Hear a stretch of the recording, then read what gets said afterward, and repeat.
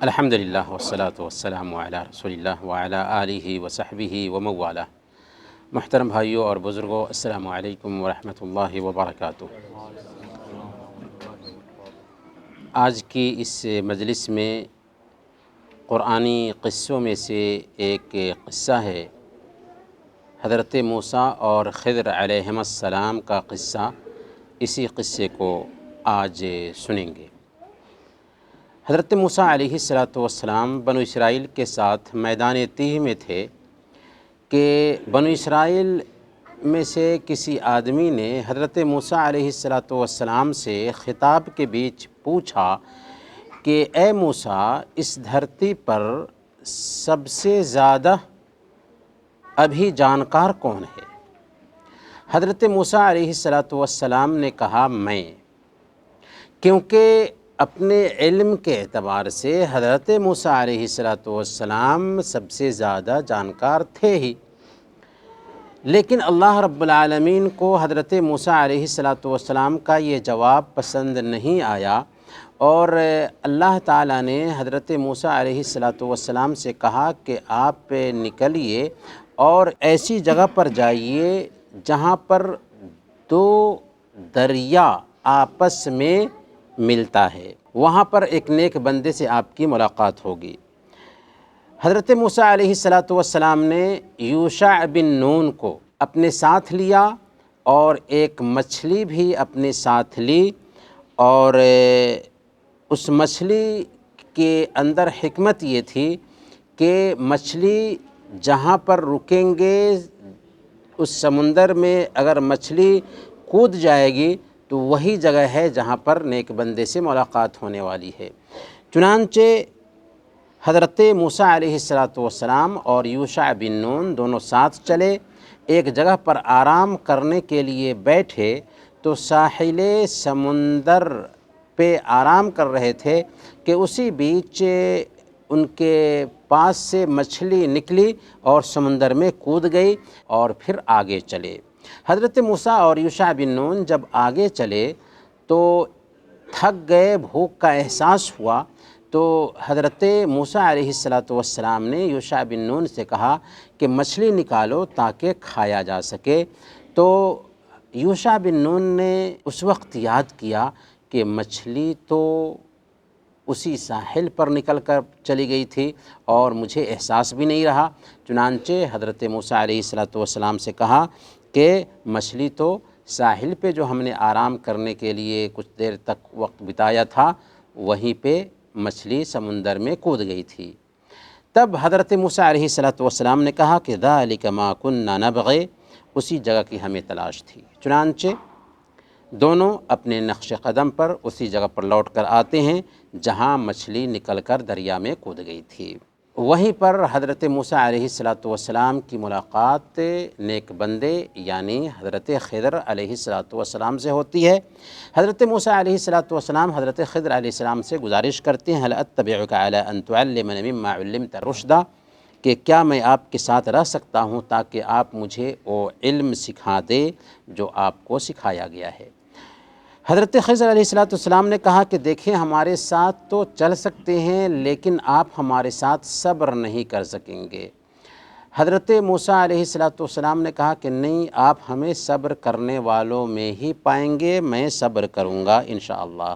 حضرت موسیٰ علیہ السلام سے حضرت خضر علیہ السلام نے کہا تھا فَإِنِ اتَّبَعْتَنِي فَلَا تَسْأَلْنِي عَنْ شَيْءٍ حَتَّى أُحْدِثَ لَكَ مِنْهُ ذِكْرًا، کہ اگر آپ میرے ساتھ چلنے کے لیے اصرار کر رہے ہیں تو ٹھیک ہے چلیں، لیکن کسی چیز کے بارے میں مجھ سے کچھ نہ پوچھیے گا جب تک کہ میں خود اس کے بارے میں نہ بتا دوں۔ چنانچہ حضرت موسیٰ اور حضرت خضر علیہ السلام چلے، یہاں تک کہ ایک کشتی میں سوار ہوئے۔ حضرت خضر علیہ السلام نے کشتی کے تختے کو توڑ دیا۔ حضرت موسیٰ علیہ السلام اعتراض کرتے ہیں کہ آپ نے کشتی کے تختے کو توڑ دیا تاکہ ہم سب کو ڈبو دیں، یہ تو اچھی بات نہیں ہے۔ حضرت خضر علیہ السلام کہتے ہیں کہ میں نے تو کہہ ہی دیا تھا پہلے ہی کہ تم صبر نہیں کر سکو گے۔ حضرت موسیٰ علیہ السلام نے معذرت کی کہ کوئی بات نہیں، اس کے بعد ہم آپ سے کچھ بھی سوال نہیں کریں گے۔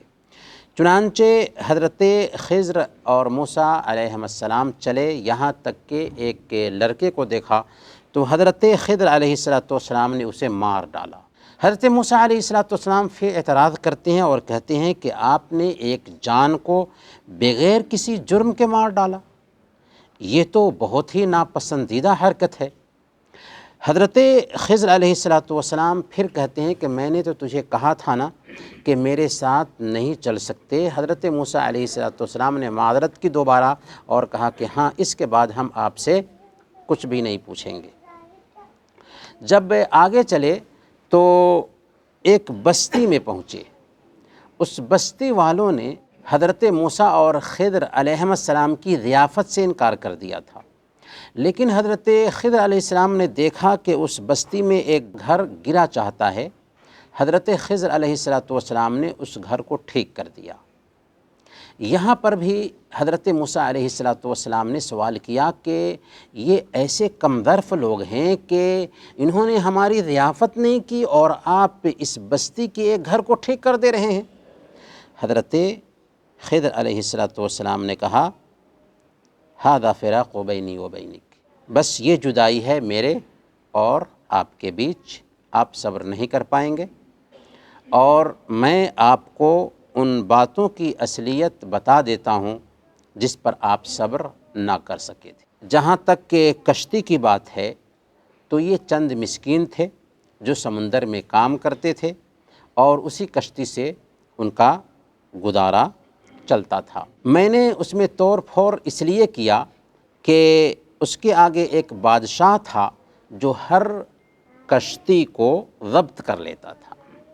میں نے عیب نکال دیا تاکہ اس کی کشتی ضبط نہ ہو سکے۔ جہاں تک لڑکے کی بات ہے تو یہ سرکش تھا، بے ایمان تھا، اور اس کے ماں باپ نیک تھے، اس لیے تیرے رب کی خواہش ہوئی کہ اللہ تعالیٰ اس کے ماں باپ کو کوئی دوسری نیک اولاد دے دے، کہ ایسا نہ ہو کہ اپنے ماں باپ کو وہ کفر پر مجبور کر دیں۔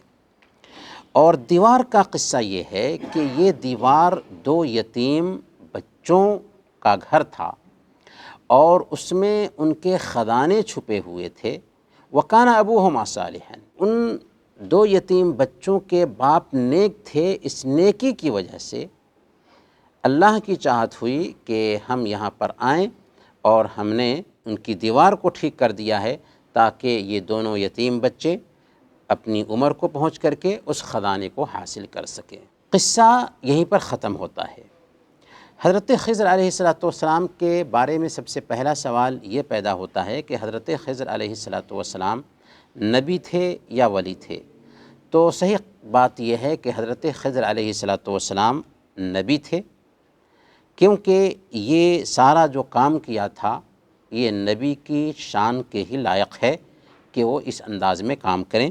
دوسری بات یہ ہے کہ حضرت خضر علیہ السلام کے اس عمل پر جب موسیٰ علیہ السلام نے اعتراض کیا تو انہوں نے کہا کہ وما فعلتہ عن امری، میں نے کوئی بھی کام اپنی رائے سے نہیں کیا ہے، اپنی طرف سے نہیں کیا ہے، بلکہ یہ سارا کا سارا کام وحی کی بنیاد پر کیا ہے۔ تو اس سے پتہ یہ چلتا ہے کہ حضرت خضر علیہ السلام بھی نبی تھے۔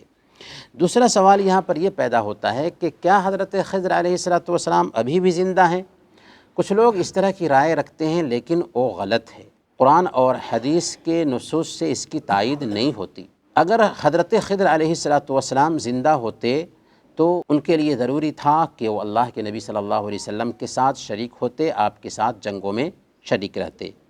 دوسری بات یہ ہے کہ اللہ تعالیٰ سورہ الانبیاء آیت نمبر 34 میں بیان فرماتا ہے وَمَا جَعَلْنَا لِبَشَرٍ مِّن قَبْلِكَ الْخُلْدَ، کہ ہم نے آپ سے پہلے کسی بھی انسان کو ہمیشگی عطا نہیں فرمائی۔ اس لیے حضرت خضر علیہ السلام کے بارے میں یہ کہنا کہ وہ زندہ ہیں غلط ہے۔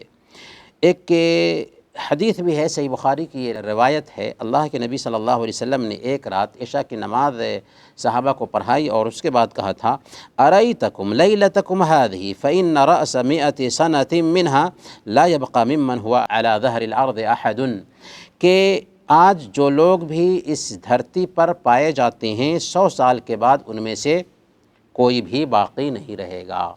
تو اس سے پتہ یہ چلا کہ حضرت خضر علیہ السلام اس دنیا میں باقی نہیں ہیں، وفات پا گئے۔ برکیف اس قصہ سے ہمارے لیے کیا سبق ملتا ہے؟ تو سب سے پہلے نمبر پر ہمیں یہ سمجھ میں آتا ہے کہ ہر علم والے کے اوپر کوئی علم والا ہوتا ہے، اس لیے کبھی بھی یہ دعویٰ نہیں کرنا چاہیے کہ میرے پاس بہت علم ہے یا میں علم میں سب سے زیادہ ہوں۔ دوسرا سبق یہ ملتا ہے کہ علم حاصل کرنے کے راستے میں آدمی کو تکلیف برداشت کرنی چاہیے۔ علم حاصل کرنے کے راستے میں ایک انسان کو سفر کرنا چاہیے، چنانچہ اللہ کے حکم سے موسیٰ علیہ السلام سفر کرتے ہیں، یہاں تک کہ خضر علیہ السلام کے پاس پہنچتے ہیں۔ تیسرا سبق یہ ملتا ہے کہ اللہ رب العالمین کے علم کی وسعت کا ہم اندازہ نہیں لگا سکتے کہ اللہ تعالیٰ نے کیسے کس کو کتنا علم دیا ہے۔ چوتھا سبق یہاں پر یہ ملتا ہے کہ اساتذہ اور طلباء کے بیچ آپسی تعلقات بہتر ہونے چاہیے، اور طلب علم کے جو آداب ہیں ان کا بھی خیال رکھنا چاہیے۔ حضرت موسیٰ علیہ السلام اعتراض کرتے ہیں، لیکن استاد کے ادب اور مقام کا خیال رکھتے ہیں۔ چھٹا جو سبق اس قصہ سے ملتا ہے وہ یہ ہے کہ اگر ہم کہیں پر منکر دیکھتے ہیں تو اس پہ نکیر کرنا چاہیے۔ حضرت موسیٰ علیہ السلام نے اعتراض اس لیے کیا تھا کہ انہوں نے ظاہر میں سمجھا تھا کہ یہ منکر ہے، یہ غلط کام ہے، تو منکر پر اعتراض کرنا ایک مسلمان کی شان ہے، اور خاموشی اختیار کرنا ایک مسلمان کی شان کے خلاف ہے۔ اللہ نے کیا فرمایا؟ کنتم خیر امۃ، تم بہترین امت ہو۔ کیوں بہترین امت ہو؟ اس لیے کہ اخرجت للناس، تمہیں انسانوں کے لیے برپا کیا گیا ہے۔ ہمارے وجود کا مقصد کمانا نہیں ہے، پیسے جمع کرنا نہیں ہے، بچوں کو پالنا نہیں ہے، بلکہ ہمارے وجود کا مقصد ہے انسانیت کی رہبری، انسانیت کی خدمت۔ لہذا ایک مسلمان کی شان کے خلاف ہے کہ وہ برائی دیکھے اور خاموشی اختیار کر لے۔ اس میں ساتواں سبق یہ ملتا ہے کہ اگر ہم نیک ہیں، اگر ہم اللہ اور اس کے رسول کے قانون کو فالو کرنے والے ہیں، تو صرف اللہ تعالی ہماری حفاظت نہیں کرتا، بلکہ اللہ تعالی ہماری اولاد کی بھی حفاظت کرتا ہے۔ اس قصے میں کہا جاتا ہے کہ یہ جو 2 یتیم بچوں کے باپ تھے، ان کے خاندان میں کوئی دادا پردادا میں نیک انسان آتے تھے، جن کی نیکی کی برکت یہ آئی کہ اللہ تعالیٰ نے اس بستی میں عبد صالح کو، خضر علیہ السلام کو پہنچا دیا، اور گرتے گھر کو ٹھیک کر دیا گیا، کیونکہ اس گھر میں خزانہ تھا۔ تو اگر ہم نیک ہیں تو اس نیکی کا اثر ہماری اولاد تک بھی منتقل ہوتا ہے۔ اس لیے ہمیں شریعت کو فالو کرنا چاہیے، دین کے مطابق زندگی گزارنی چاہیے، جس کا فائدہ خود ہمیں ملے گا اور ہماری اولاد کو بھی ملے گا۔ وصلی اللہ علی نبینا محمد وعلی آلہ وصحبہ اجمعین۔